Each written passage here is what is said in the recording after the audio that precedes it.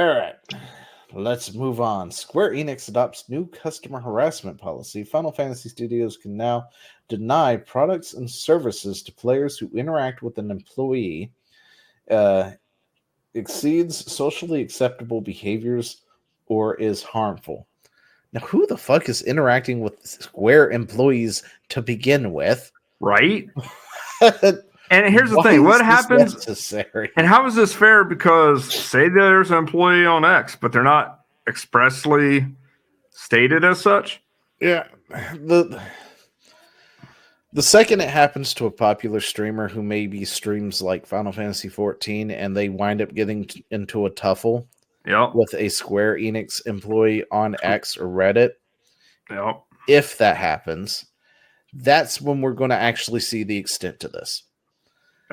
And it's going to be, I think, is wrong. It's going to be disastrous for Square Enix. I'll tell you that right now. And it won't go over well. And I guarantee it will definitely be, because I don't think there's any way for them to really go hunt somebody down and like, oh, you bought all these Final Fantasy games and yank them from their Steam account or anything. But they stop you from playing Final Fantasy 14 if you stream it every day and they know what your name is and things like that. They can easily find you and hit the ban button. Yep. Yeah, so this would be an interesting thing to see play out. I'm not sure what this means. Like, does this mean like you're tracking people down, like you work for Square Enix, F those dudes, or something like that? Or I don't know what this means. This is so broad, vague, and nebulous. And that's why I don't know how to feel about it. Yeah, no, but I feel like this is erring on the side of badness. So I don't. Yeah, here's the thing: if it's vague and like not ominous, what's the word I'm looking for? Well, if it's if it's vague, well, no, there's another word for like vague, but also with a undertone of ominous, malicious intent kind of thing. Okay.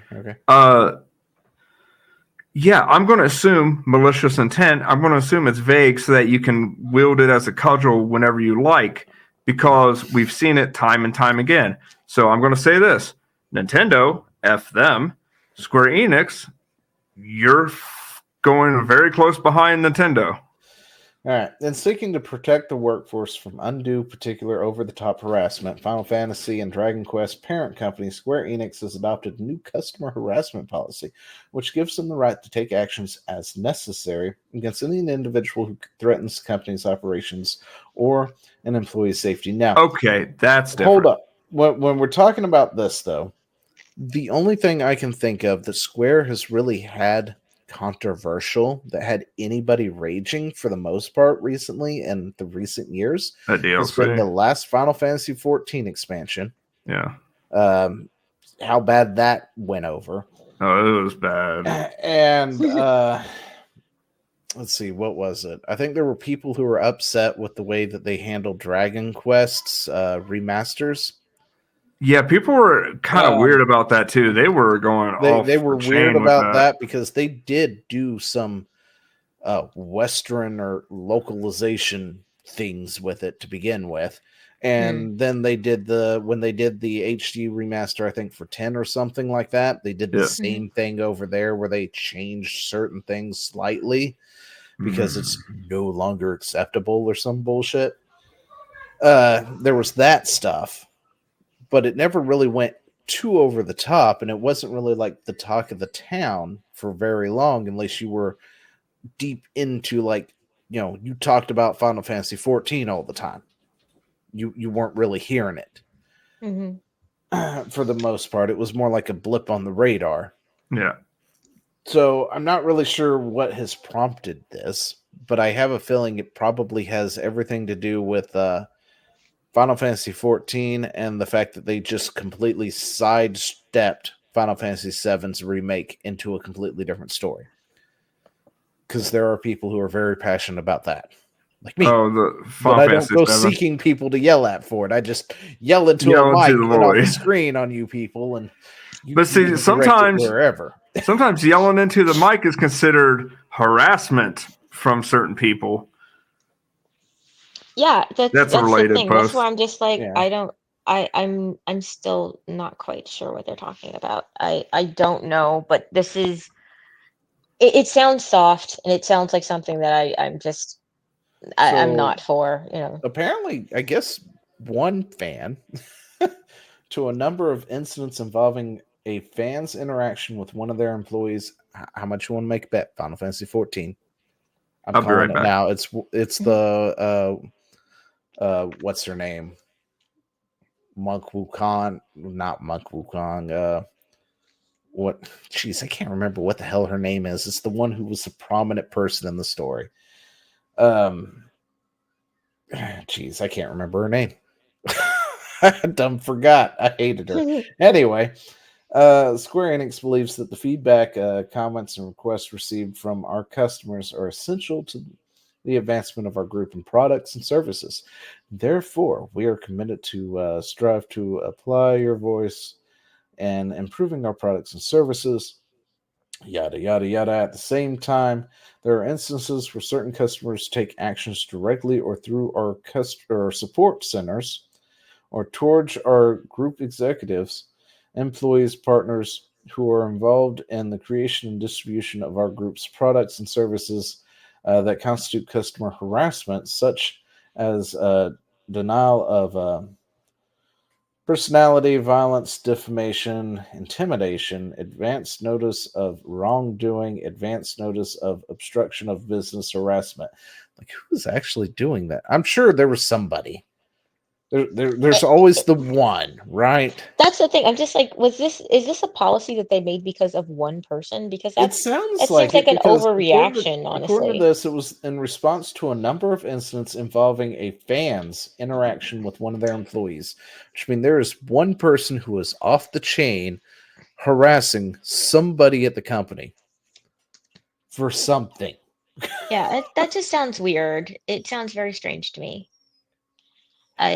Or it could I'm just be, sitting here going, this hear is me out, weird. it could be Hmm. the woke mob upset about costumes in Final Fantasy VII Remake. Maybe. It I, could be one of them because when you think about it, who's the most likely one to be off the chain doing death threats and shit like that? It's usually somebody who is politically left. And what yeah, did they have a problem with? The bikinis and things.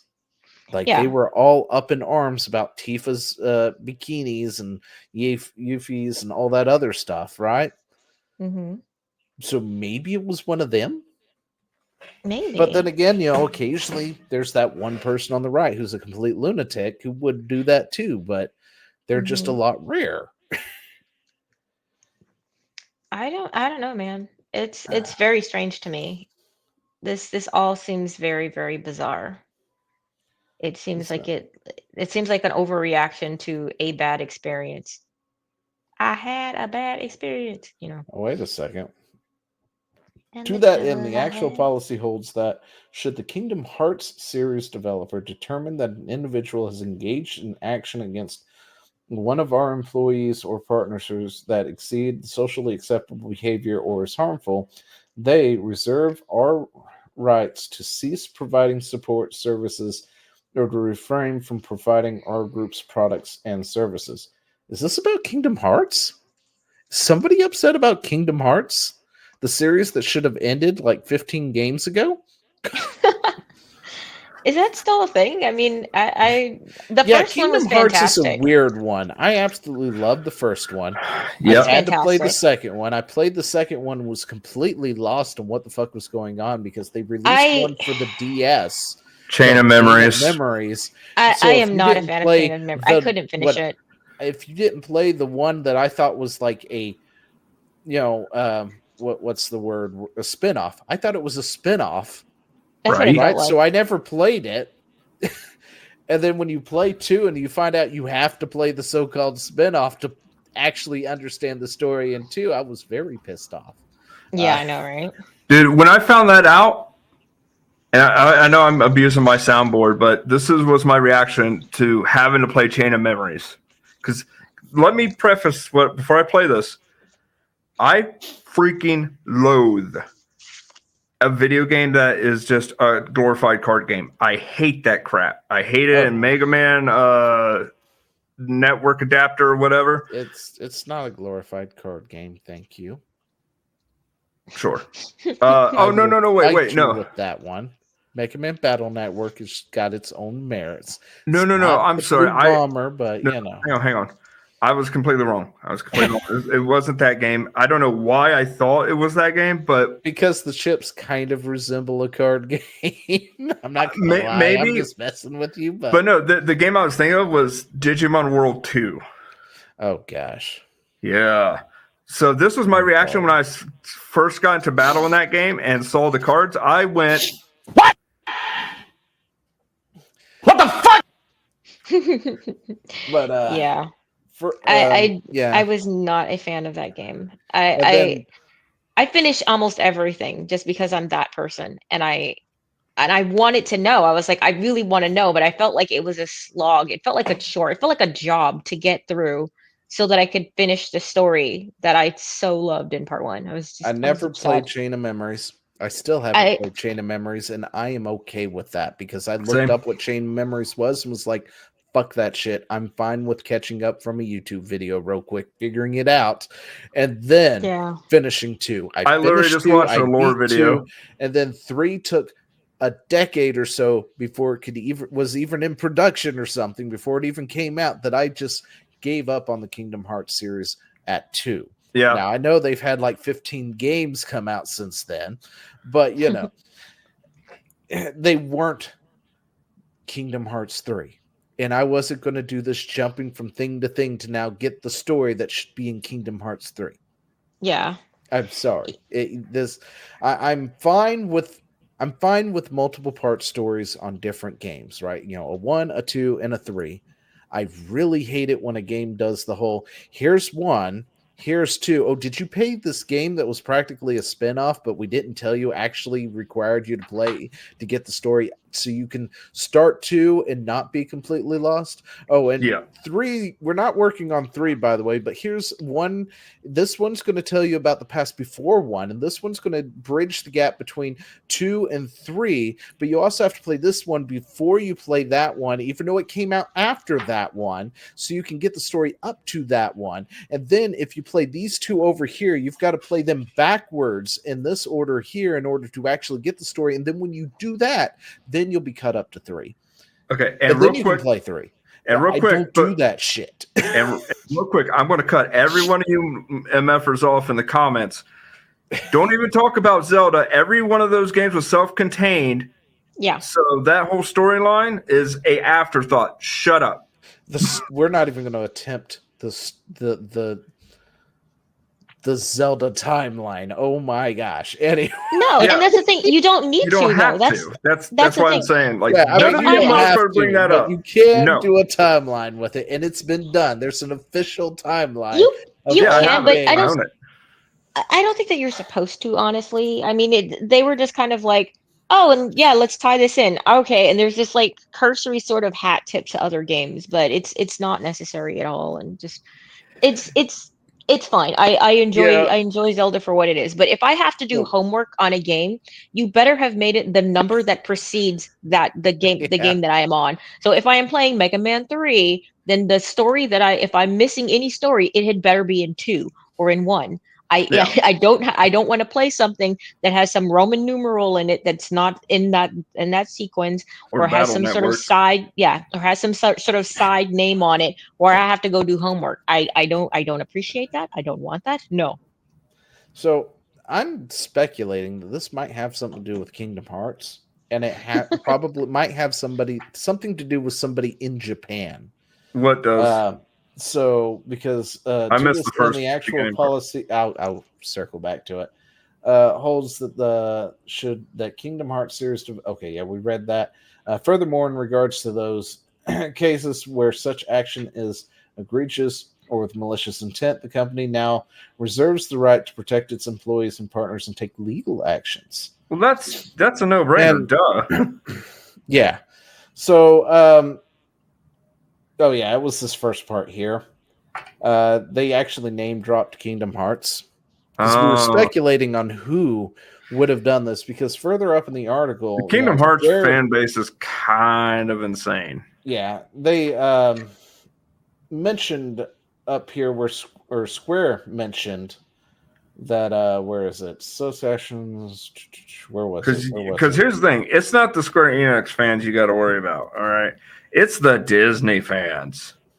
Okay, yeah, it was this here where Square said they'd take actions as necessary against any individual who threatens the company's operation or an employee's safety. Meaning they made this policy, I think, for one person who has been egregious in whatever it is that they're doing. And we're speculating on who that would be, right? Whether they were politically right, politically left, what fan base they might have been. Disney fan base, politically left. Kingdom Hearts down here, that the Kingdom Hearts team will come after you. And it's like, I bet this was a Kingdom Hearts fan. Something about 3 and 4, whatever Kingdom Heart nonsense is going on. And they must be in Japan. Because if they're going to be threatening their legal system against them, it's got to be somebody. It's got to be Japan, Japan. And you know what? We'll just say Japan going to Japan, because I've seen some. Our fans are hardcore over here, but it's a whole other level over in Asia land. Yeah. They kid you in Japan. And I just assume somebody must be very upset about Kingdom Hearts at this point, because I had my money on Final Fantasy 14. And I didn't even think about Kingdom Hearts. A lot of people, especially our media, was hyping that up as this as it wasn't a bad thing. And now recently they've started going, you know what? Nobody really liked Lamont or whatever her name was, whatever. Lukewarm. Got it. I don't remember her name is. Gosh. Anyway, it's been a while. Lamau. Yeah. So, you know, that was my guess, right? Because, you know, our media did what it did with that. And, you know, people were like, we don't really care for this. This is bad. The voice acting is bad, but, you know, 2 of them and all this other stuff. We don't like how the story went, but nobody was like religiously going out and attacking anyone outside of, you know, the tweets of saying, yeah, this is bad, right? Yeah. Then people just move on to the next game. So that was my guess, is it had to have been somebody about that, or it was a leftist upset about the bikinis from Final Fantasy VII Remake, which was a high possibility. But, you know, when we got further down in there, that some names were dropped, it was like, yeah, it's like, wait a minute. Okay. And this might be somebody who's more over there in Japan. Fanatical. So this is the list if somebody wants to read it, by the way, you know, of what their policy is about. This is what the page opens up to, is these listing these right here. I mean, but yeah, so Square Enix,